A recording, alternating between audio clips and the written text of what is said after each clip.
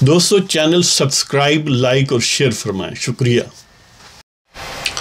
بسم اللہ الرحمن الرحیم، الحمدللہ رب العالمین والصلاة والسلام علی خاتم النبیین پاک ویوس محمد منشا۔ السلام علیکم، کیسے ہیں؟ بات کرتے ہیں کہ یہ جو سینٹ کا الیکشنز اور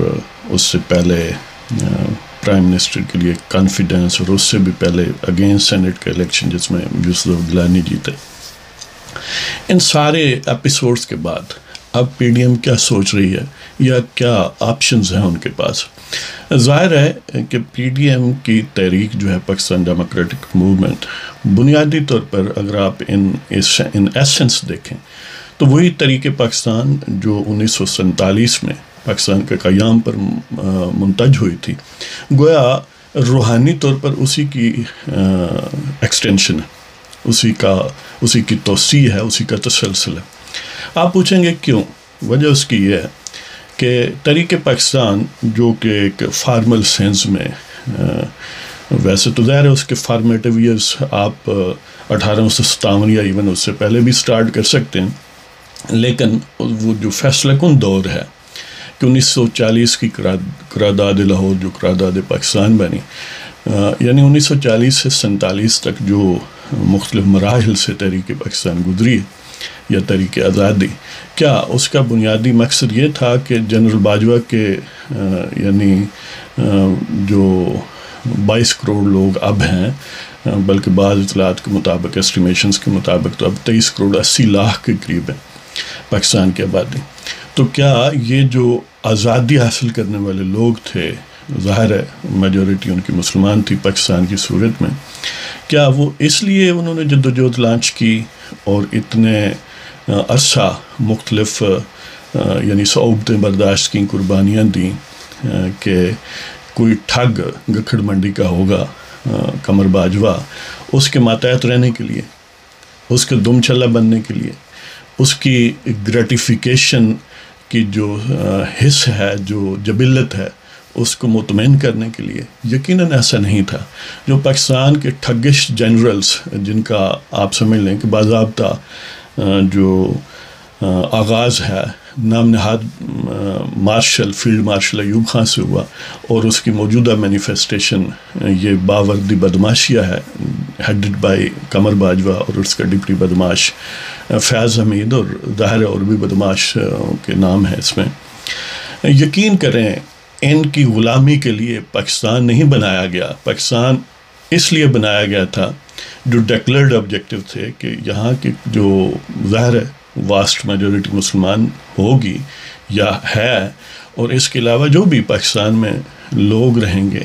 ان کی مرضی سے پاکستان کا نظام مملکت جو ہے ایک متفقہ،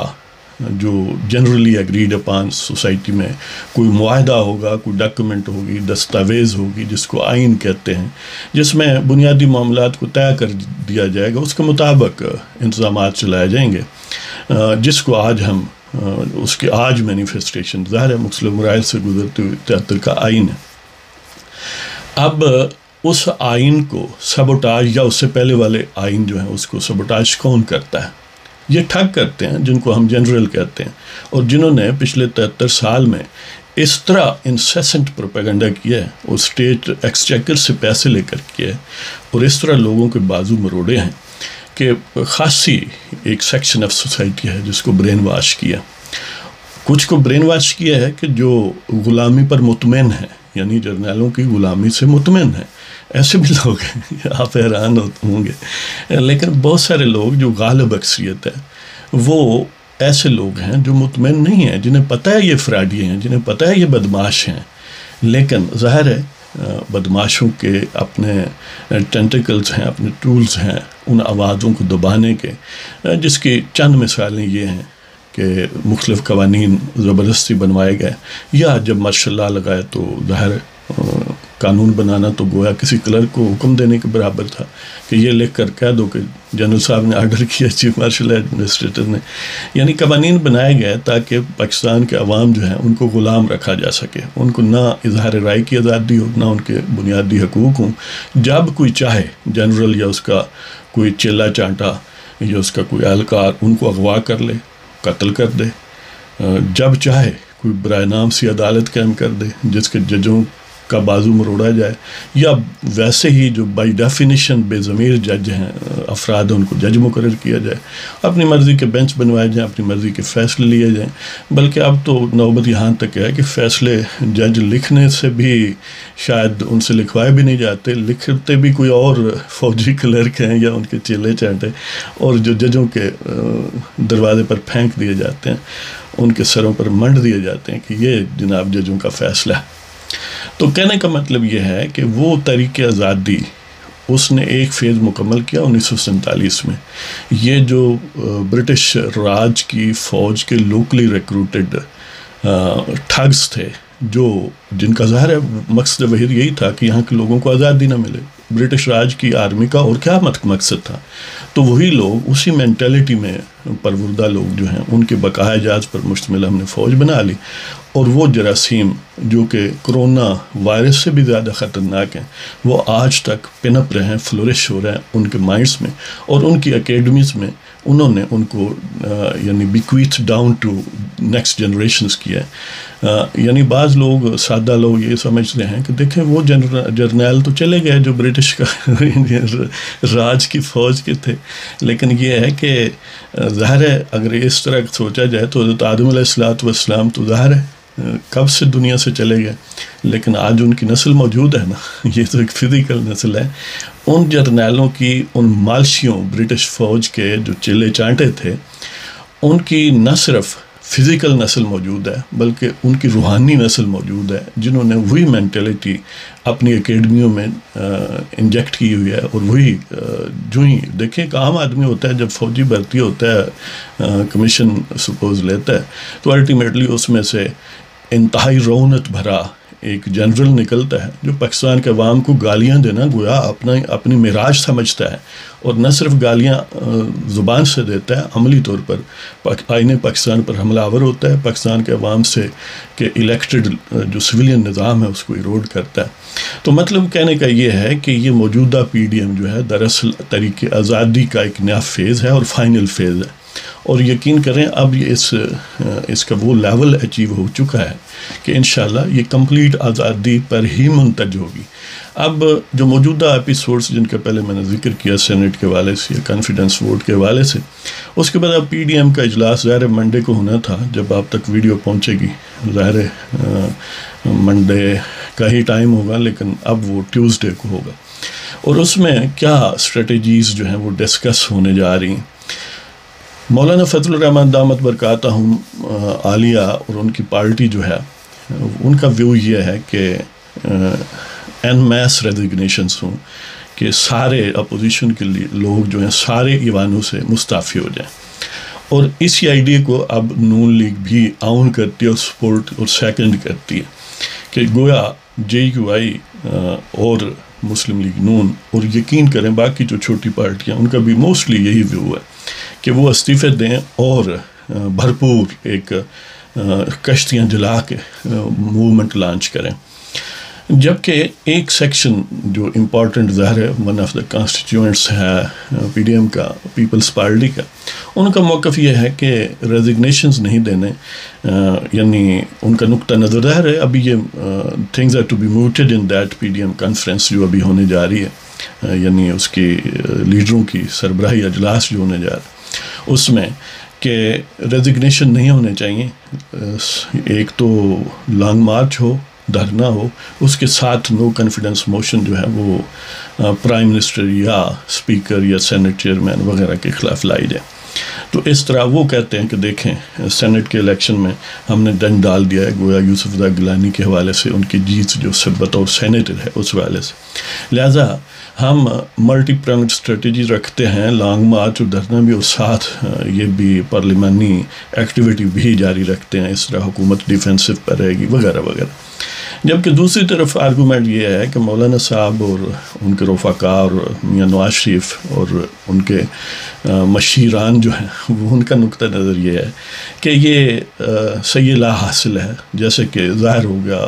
سینٹ کی چیئرمین شپ کے لیے الیکشن میں کہ میجارٹی ہونے کے باوجود آپ ہار جاتے ہیں. اسی طرح اگر تم وہ سینٹ کی ایک سیٹ جیتنے کے والے سے کہتے ہو تو immediately followed with in 48 hours کے وہ کانفیڈنس کا ووٹ انہوں نے مینیج کر لیا. مطلب یہ ہے کہ بدماشیہ جو ہے وہ کسی صورت بھی اقتدار چھوڑنے کے لیے تیار نہیں ہے. لہذا اگر یعنی نون لیگ کا اور JUI کا نقطہ نظر اپنایا جائے تو یہ ہے کہ کشتیاں جلا کے یعنی ساری اسمبلیوں سے سارے ایوانوں سے مستعفی ہو کر میدان میں اتریں, اور کیونکہ کشتیاں جل چکی ہوگی تو کوئی پیچھے مڑ کے نہیں دیکھے گا, لہذا مارچ فارورڈ ہوگا اور دھرنا اور لانگ مارچ جو ہے وہ اپنے نتائج حاصل کرے گا. ظاہر ہے یہ ایک بڑی انقلابی سوچ ہے. دیکھتے ہیں کہ اب کس کا نقطہ نظر جو سربراہی PDM کا اجلاس ہے اس میں پریویل کرتا ہے. ظاہر ہے پیپلز پارٹی اپنے آرگومنٹس دے گی, دوسرے اپنی ایویڈنسز دیں گے, دلائل دیں گے کہ اس طرح معاملات جو ہیں وہ منطق انجام کی طرف لائے جا سکتے ہیں. اب اس میں ایک بڑی اہم بات یہ ہے کہ لانگ مارچ کس طرف ہو اور دھرنا الٹیمیٹلی اس کا وینیو یا مقام میں دھرنا کیا ہو. پہلے تو عام ظاہر ہے ڈی جو کا ذکر تھا, پھر مولانا کا دھرنا یا لانگ مارچ ہوا, اور وہ ایک اور کشمیر ہائی وے پر ہوا. اب نقطہ نظر پیپلز پارٹی نے جو تجویز دی ہے اور بعض اور بھی پارٹیوں نے, وہ ہے فیض آباد کی. ظاہر ہے یہ بھی ایک موضوع ہے کہ فیض آباد ایک نرو سینٹر ہے, اور بعض شنید یہ بھی ہے کہ یعنی مولانا اور نواز شریف یہ کہتے ہیں, خاص طور پر نواز شریف اس میں, اور یقیناً مولانا بھی اسی نقطہ نظر کے حامل ہونے چاہیے. میرا گمان یہ ہے کہ GHQ جو ٹھگوں کا اصل ہاٹ بیڈ ہے, جو پاکستان کی عوام کے خلاف سازشوں کا اصل مرکز ہے, جو بدماشیہ کا سمجھ لیں ہیڈ کوارٹر ہے, اس کی طرف مارچ کیا جائے اور وہیں دھرنا دیا جائے. ظاہر ہے یہ ایک بڑی ریولوشنری سوچ ہے. اگر اس پر عمل ہو جاتا ہے تو گویا پاکستان میں ڈو اور ڈائی تو میں نہیں کہتا, ڈو اینڈ گیٹ اٹ, یہ صورتحال پیدا ہو جائے گی, اور بدماشیہ کے پاس سوائے فرار کے اور کوئی راستہ نہیں رہے گا, پرووائڈڈ دیٹ کے لیڈرز جو ہیں وہ کشتیاں جلائیں اور میدان میں اتریں. اب ایک الٹرنیٹ تجویز یہ سمجھی جا رہی ہے کہ اگر پیپلز پارٹی سارے ایوانوں سے مستعفی نہیں ہونا چاہتی, اور اس میں ایک فیکٹر ظاہر ہے سندھ حکومت کو لوز کرنا ہے, تو پھر صوبائی اسمبلیوں کو چھوڑ کے قومی اسمبلی کے ریزگنیشنز جو ہیں ان پر انحصار کیا جائے. یا آپ یہ بھی کہہ سکتے ہیں کہ باقی صوبائی اسمبلیوں سے سوائے سندھ کے مستعفی ہو کے ساتھ قومی اسمبلی, اور اس انداز میں پھر مارچ بھی ہو, دھرنا بھی ہو. اس میں ایک ظاہر ہے جہاں پر ایک ڈس ایڈوانٹیج ہے کہ ایک کی کشتی تو پیچھے موجود ہوگی, اور وہ ہاف ہارٹیڈ ہو سکتے ہیں, اور بعض گمان یہ بھی کرتے ہیں کہ ان کے بدماشیہ کے ساتھ کہیں نہ کسی لیول پر انٹریکشن اس حوالے سے ہے کہ ہم نے یعنی کوئی بہت آگے کی طرف ان منتہائے جو راستہ ہے وہاں نہیں جانا, ہم نے کہیں ادھر ادھر دیکھتے رہنا. تو اس والے سے یہ ظاہر ہے ایک ڈیفیکٹ ہوگا, لیکن مثبت پہلو یہ ہوگا کہ ایک حکومت تو بہرحال اپوزیشن کے پاس ہوگی. اب دیکھتے ہیں کہ الٹیمیٹلی کیا صورت ڈیولپ ہوتی ہے اور یہ مقاصد ہماری لیڈرشپ کیسے حاصل کرتی ہے. لیکن یہ بات یعنی میں سمجھتا ہوں, اپنا گمان ہے, آپ ظاہر ہے دوست ہیں مختلف انداز سے سوچتے ہوں گے کہ یہ جو موومنٹ ہے اگر خدا نخواستہ ناکام ہوگی, جس کا انشاءاللہ میں سمجھتا ہوں کہ ناکام نہیں ہوگی, اللہ تعالیٰ مددگار ہے, کہ مقاصد نیک ہیں کہ پاکستان کے عوام کو حقوق ملے, نہ کہ ان ٹھگوں جرنیلوں کو جو ہے ان کا کہا حرف آخر ہو پاکستان میں. تو یہ کامیاب ہوگی, اور اگر خدا نخواستہ ناکام ہوگی تو پھر بڑی دیر تک ان بدماشیہ کو چیلنج کرنے والا کوئی نہیں ہوگا. انہوں نے اپنی طرح کی پلاننگ کی ہوئی ہے کہ ان کا لے پالک ایک نان اینٹی ہے, ایک بالکل گویا مٹی کی چیز بنی ہے یا موم کی ہے, جس طرح وہ چاہیں مروڑ لیں, کہ قمر باجوہ نام کا ٹھگ جو ہے وہ اس نے ایک زبردستی ایکسٹینشن لی, اب 2022 تک ہے. تو انہوں نے گویا جانشین بھی سارٹ آؤٹ کر لی ہے کہ فیض حمید جو ہے وہ قمر باجوہ کا جانشین ہوگا, اور پھر اسی طرح راوی چین لکھتا رہے گا. وہ پھر ظاہر ہے 3 سال گزارے گا, اور پھر ایکسٹینشن جو ہے وہ کشید کرے گا اپنا بلیک میلنگ سے اور زبردستی, ظاہر ہے جب لے پالک ان کا ہوگا. تو دیکھتے ہیں